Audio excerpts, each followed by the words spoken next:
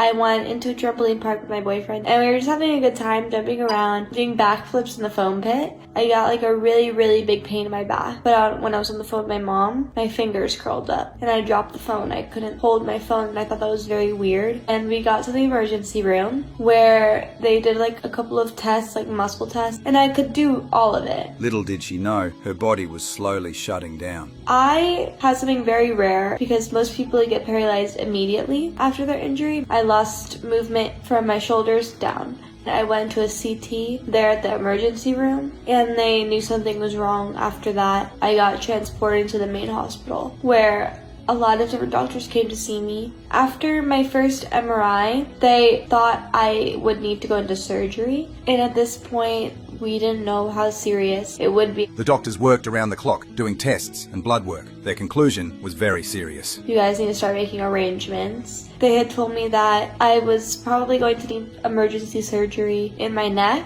But one thing that did happen was a doctor did say in front of me that I was going to go into respiratory failure and that I would most likely need intubation. Because most people who have cervical spinal injuries become paralyzed in their diaphragm, allowing them to stop breathing on their own. I definitely still have a lot of issues with my diaphragm. I can't yell, I can't sneeze, I couldn't laugh, and every time I would eat I would choke and I would think. She's come a long way since her bleak diagnosis. So I do 5 days a week physical therapy. Each session is like an hour and a half to 2 hours. I do OT, which is occupational therapy, physical therapy. I also do aqua therapy occasionally, like once a month, and psychological therapy. I used to do recreational therapy when I was living in the hospital a lot, and it's very exhausting since my strength is very minimal. I barely have function in one arm. So even doing